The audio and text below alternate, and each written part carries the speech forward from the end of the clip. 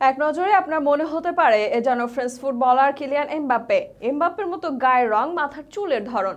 তবে তিনি এমবাপ্পে নন। ব্রাজিলের সর্বশেষ বিশ্বকাপ জয়ী গোলরক্ষক, ক্লাব ও জাতীয় দলের হয়ে সফল এই গোলরক্ষক টানা 1.5 যুগ নানা সফল ক্লাবের হয়ে ব্যক্তিগত ক্যারিয়ার গড়েছেন।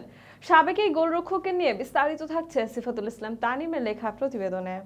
নেলসন ডি সিলভা জুনিয়র এই নামটা আপনার কাছে অপরিচিত লাগতে পারে, তবে দিদা নামটা বোধ হয় আপনার কাছে অপরিচিত লাগবে না যদি আপনি একাবিংশ শতাব্দীর শুরুর দিকে ফুটবল প্রেমী হন, অথবা ফুটবল নিয়ে জানাশোনা যদি থাকে আপনার পছন্দ। ব্রাজিল ও এসি মিলানের লিজেন্ড দিদা সম্ভবত ব্রাজিলের শেষ সফল গোলরক্ষক, যিনি দলগত অর্জনে পূর্ণতা দান করেছেন। দিদার জন্ম 1993 সালের 7 অক্টোবর ব্রাজিলের বাহিয়া রাজ্যের ইরারা শহরে। 10 ভাই বোনের পরিবারের দিদার ছোটবেলায় ইচ্ছা ছিল ভলিবল খেলোয়াড় হবার, তবে সেখান থেকে ভাইয়ের অনুপ্রেরণায় নাম দেন ফুটবলে। 1990 সালে ক্রুজিরাও দি আরাপিরাসার যুব দল দিয়ে যাত্রা হয় দিদার career.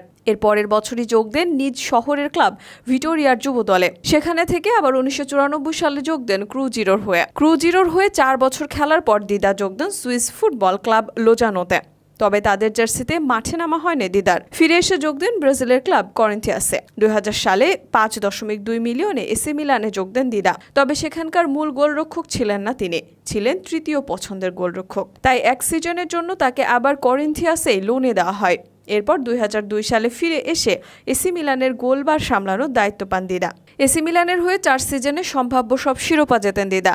Syria, champions league, UEFA super cup, FIFA club world cup সহ ক্লাব লেভেলে সম্ভাব্য সব শিরোপা জিতে 2007 সালে 206 ম্যাচ খেলে মিলান ত্যাগ করেন দিদা। এসি মিলানের পর পর্তুগিজা গ্রেমিও হয়ে এসির শহর প্রতিদ্বন্দ্বী ইন্টারের জার্সিও গায়ে জড়িয়েছেন দিদা। শেষ পর্যন্ত থেমেছেন 2015 সালে। ততদিন গায়ে বনেছে লিজেন্ডের তকমা। ক্লাব না, জাতীয় দলেও দিদা ছিলেন লিজেন্ড।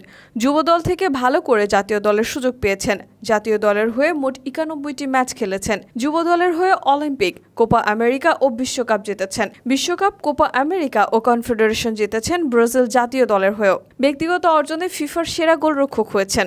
2 বার এই পুরস্কারে জিতেছেন সিলভার ও ব্রোঞ্জ। এছাড়া মাত্র 20 বছর বয়সে ব্রাজিলের লিগ সিরিয়ার সেরা গোলরক্ষকের পুরস্কার জিতেছিলেন। চ্যাম্পিয়ন্স লিগে 35টি ক্লিনশিট নিয়ে সর্বোচ্চ ক্লিনশিটের তালিকায় দিদা আছেন 7 নম্বরে। এছাড়া মোট 302 ম্যাচে 131টি ক্লিনশিট রেখেছেন। সর্বোচ্চ ক্লিনশিট রাখা গোলরক্ষকের তালিকায় তাকে এনেছে 8 নম্বরে।